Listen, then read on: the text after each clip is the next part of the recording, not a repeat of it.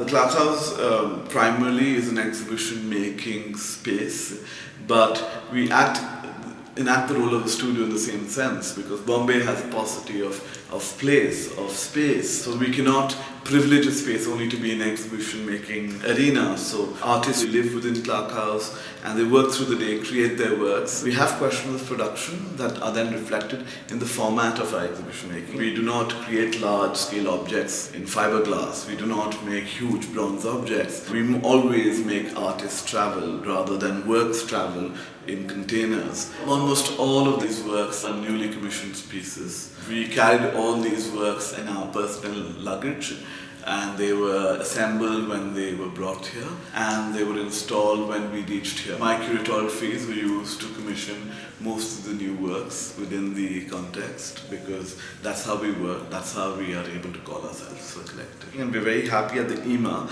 that they took on the challenge of accepting our informality rather than producing a very safe show. Here in Ireland, I curate an exhibition called Historica, or Republican Aesthetics. It inquires into the aesthetics of the state. Here we have artists from Senegal, the Shan state in Burma, India, France, Germany, Lebanon, who iterate on the idea of how the state enacts a role towards the aesthetic of a country. We inquire into the idea of the nation as a kind of conceptual prospect, where the idea of nationhood is not well defined in post-colonial societies, and nationhood in a certain sense works against the basic principles of freedom, freedoms of expression, freedoms of identity, freedoms of diversity. Ireland and India have had concurrent movements for freedom. It was a war in Ireland, in India it was a pacifist movement, but these two republics fought against the idea of the nation as a kind of colonial